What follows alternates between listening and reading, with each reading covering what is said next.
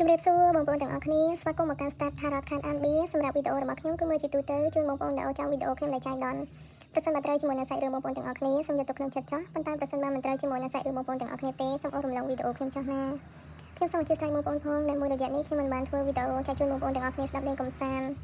តដោយសារតែប្រទេសជាតិយើងមានសង្គ្រាមខ្ញុំមិនមានអារម្មណ៍មួយនៅក្នុងការធ្វើវីដេអូទ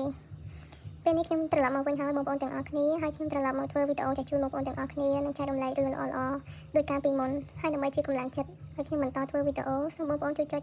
follow account TikTok ក៏ដូចជាចុច subscribe channel YouTube របស់ខ្ញុំម្នាក់មួយផងណាខ្ញុំពិតជាសូមអរគុណបងប្អូនទាំងអស់គ្នាទុកជាមុនសម្រាប់សំណួររបស់យើងគឺសួរថាតើចក្រវាឡមានអ្វីចង់ប្រាប់ទៅកាន់អ្នកទាំងអស់គ្នានៅក្នុងខែមករានេះខ្ញុំបានដោះសន្លឹកកាតរួចរាល់ហើយបងប្អូនទាំងអស់គ្នាយើងទទួលបានសន្លឹកកាតចំនួន4សន្លឹកដែលសន្លឹកកាតទី1គឺសន្លឹកកាត Two of Swan សន្លឹកកាតទី2គឺសន្លឹកកាត King of Pentacles សន្លឹកកាតទី3គឺសន្លឹកកាត Two of Cups និងសន្លឹកកាតចុងក្រោយគឺសន្លឹកកាត The Chariot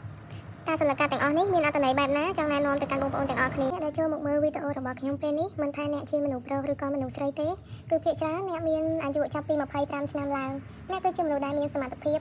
មានន័យថាអ្នកពូកែអ្នកមានរូបរាងស្អាតបាតហើយពូកែខាងរ៉ូស៊ីដែរសម្រាប់បងប្អូនខ្លះគឺគាត់ពូកែខាងរ៉ូស៊ីប៉ុន្តែអ្នកចូលចិត្តក្នុងការបថុយប្រឋានដែរមានន័យថាក្លាហានហើយចូលចិត្តភាពបថុយប្រឋានភាពផ្សងព្រេងហើយមានជំនាញពូកែខាងចរចាផងដែរបងប្អូនមួយចំនួន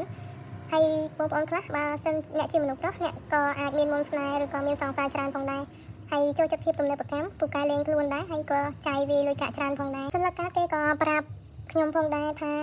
បើសិនអ្នកជាមនុស្សប្រុសអ្នកគឺជាបរិសុទ្ធដែលមានរូបរាងសង្ហាហើយជាអ្នកតស៊ូខ្លាំងក្លាអ្នកដែលមានទឹកចិត្តមោះមុតពិតប្រាកដមានភាពអង់អាចក្លាហានហើយបងប្អូនខ្លះអាចធ្វើការជាមួយជនជាតិបរទេសផងដែរឬក៏អ្នកមកចូលមើលវីដេអូខ្ញុំមួយចំនួនអ្នកគឺជាកូនកាត់បរទេសផងដែរ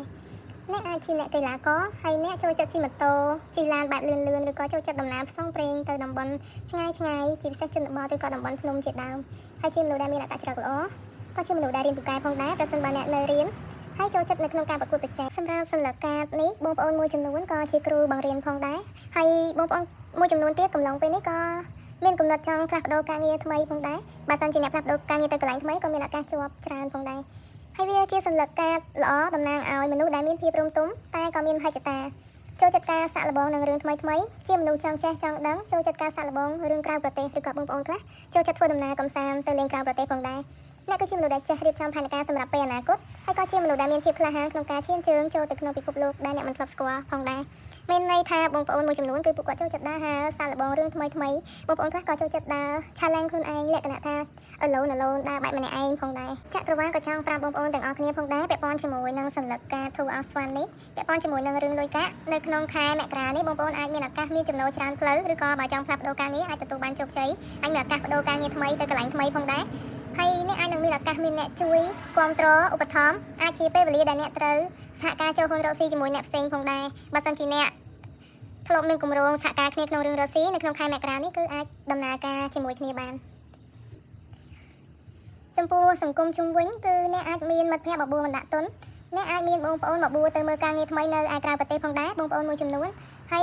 យអ្នកអាចមានកូនដែលអាចធ្វើការឬក៏រៀនសូត្រច្រើនយ៉ាងក្នុងពេលតែមួយបើសិនបើអ្នកមានកូនមានគ្រួសារហើយ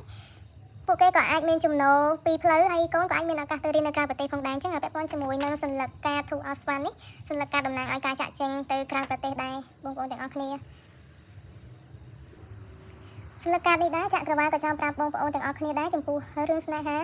ាគូសង្សារអាចមានការបណ្ដាក់ទុនរកស៊ីការបណ្ដាក់ទុនថ្មីអាចមានឱកាសពង្រីកការងារបន្ថែមទៀតផងចំពោះសន្លឹកកាត King of Pentacles នេះវិញក៏ជាសន្លឹកកាតដែលចង់ប្រាប់អ្នកទាំងអស់គ្នាពាក់ព័ន្ធជាមួយនឹងរឿងលុយកាក់ដែរបងប្អូនទាំងអស់គ្នាឃើញទេរូបមនុស្សជិះសេះហើយកាន់កាក់នេះគឺពាក់ព័ន្ធជាមួយនឹងរឿងលុយកាក់អញ្ចឹងនៅក្នុងខែមករានេះពាក់ព័ន្ធជាមួយនឹងរឿងលុយគឺអ្នកមានលុយចាយមិនដាច់ទេទោះបីជាតិចក្តីច្រើនក្តីគឺលុយតែងតែចូលមកហោហែមិនដាច់ទេប៉ុន្តែមិនអាចសល់ទេនៅក្នុងខែមករានេះអ្នកមានបន្ទុកដែលត្រូវចំណាយច្រើនប៉ុន្តែចំពោះលុយកាក់គឺតែងតែមានមិនដាច់ទេប៉ុន្តែបើមានកំណត់ចង់សល់ក្នុងខែមករានេះគឺមិនអាចសល់លុយទេបងប្អូនទាំងអស់គ្នាហើយក៏អាចមានឱកាសមានការងារឲ្យធ្វើមិនដាច់ដែរហើយអ្នកក៏ជាមនុស្សដែលពូកែទំនាក់ទំនងជាមួយមនុស្សទូទៅនៅក្នុងកំឡុងពេលនេះបើសិនជាអ្នកគិតចង់ចាប់ផ្ដើមធ្វើអ្វីថ្មីដែលពាក់ព័ន្ធរឿងការរកស៊ីវាជារឿងល្អដែរហើយបើសិនអ្នកជាមនុស្សស្រីនឹងមានមនុស្សចូលមកជួយរឿងលុយកាក់តែបានតិចតួចឬល្មមចាយគ្រប់ប៉ុណ្ណោះសន្លឹកកាត King of Pentacles នេះចក្រវាឡចង់ប្រាប់អ្នកដែរចំពោះរឿងស្នេហាប្រសិនបើអ្នកមិនទាន់មានស្នេហាទេនៅក្នុងខែមករានេះអាចមានឱកាសទទួលបានស្នេហាហើយមនុស្សម្នាក់នោះក៏ជាមនុស្សដែលចូលចិត្តការធ្វើដំណើរជាមនុស្សនៅក្នុងសង្គមគាត់ពូកែតែងខ្លួនដែរហើយក៏ពូកែចាយលុយដូចអ្នកដែរ សញ្ញាការធូរអោខាប់នេះក៏ជាសញ្ញាការដែលតំណាងឲ្យភាពរួសរាយរាក់ទាក់មានមន្តស្នេហ៍ដែរប្រសិនបើអ្នកជាមនុស្សស្រីអ្នកគឺជាមនុស្សដែលរៀងមានមន្តស្នេហ៍ដែរហើយអ្នកក៏កំពុងតែមានស្នេហាបែបមិនបង្ហាញនរណាម្នាក់ដែរមែនអត់អ្នកដែលចូលមកមើលវីដេអូខ្ញុំជាពិសេសជាមនុស្សស្រីអ្នកកំពុងតែមានស្នេហា private មែនអត់ហើយជាស្នេហាបែបលួចលាក់ឬក៏ជាស្នេហាអ្នកខ្លះអាចស្រឡាញ់គេតែម្នាក់ឯងបានស្រឡាញ់គេតែម្នាក់ឯងអាចសារភាពទៅណាប្រយ័ត្នទុកយូរបានគេស្នេហាដែលឃើញភ្លាមស្រឡាញ់ផ្លែតផងដែរបងប្អូនមួយចំនួនប្រសិនបើអ្នកមិនទាន់មានស្នេហាទេអាចនឹងមានស្នេហាថ្មីចូលមករកអ្នកឬអាចមានឱកាសមានកូនភ្លួផងដែរបើសិនបើបងប្អូនដែលគាត់មានគ្រួសារហើយអ្នកអាចមានលៀបពីស្នេហាឬក៏ទទួលបានលុយពីស្នេហាផងដែរប៉ុន្តែស្នេហារបស់អ្នកនៅក្នុងខែមករានេះគឺអាចទទួលបានលៀបសំណាងផងដែរបងប្អូនទាំងអស់គ្នាតែប្រយ័ត្នជនទី3ផងដែរពាក់ព័ន្ធជាមួយនឹងរូបមនុស្សពីរនាក់កាន់ពេងនេះហើយមានរូបសត្វចំកណ្ដាលនេះបងប្អូនគួរតែប្រយ័ត្នដែរពាក់ព័ន្ធជាមួយនឹងស្នេហាត្រីកោណដែររៀងប្រយ័ត្នប្រយែងផងណាបងប្អូនទាំងអស់គ្នាទោះបីជាស្នេហាបែបលួចលាក់ឬក៏ private តែសូមមើលឲ្យច្បាស់ដែរដើម្បីការពារស្នេហាត្រីកោណឬក៏មានអ្នកចូលមកជ្រៀតជ្រែកស្នេហារបស់អ្នកទាំងពីរបងប្អូនទាំងអស់គ្នាចំពោះសញ្ញាការឆារ៉តនេះជាសញ្ញាការដែលតំណាងឲ្យការធ្វើដំណើរដែរអ្នកអាចមានឱកាសធ្វើដំណើរទៅឆ្ងាយដែរនៅក្នុងខែមករានេះឬក៏ធ្វើដំណើរឆ្លងខេត្តផងដែរបងប្អូនខ្លះអាចមានឱកាសធ្វើដំណើរឆ្លងប្រទេសផងដែរហើយអាចមានការងារធ្វើជាមួយជនបរទេសដែរបងប្អូនមួយចំនួនអាចកំពុងតែធ្វើការជាមួយនឹងជនជាតិបរទេសឬក៏បើសិនជាក្នុងខែមករានេះបងប្អូនមានគម្រោងផ្លាស់ប្ដូរការងារអាចនឹងការងារថ្មីរបស់បងប្អូនគឺជាការងារដែលធ្វើការជាមួយនឹងជនជាតិបរទេសអាចមានលៀបពីជនជាតិបរទេសផងដែរហើយអាចមានសំណាងអាចទទួលបានរថយន្តស៊េរីថ្មីផងដែរប្រសិនបើបងប្អូនមានគម្រោងនៅក្នុងការទិញរថយន្តអាចមានឱកាសដែរនៅក្នុងខែមករានេះចំពោះការងារវិញគឺរវល់ច្រើនមិនសូវបាននៅមួយកន្លែងទេមានន័យថាការងារក៏រវល់ដើរក៏ដើរគឺដើរតែក៏នៅក្នុងខែមករានេះបងប្អូនអាចមានឱកាសនៅក្នុងការធ្វើដំណើរកម្សាន្តផងដែរ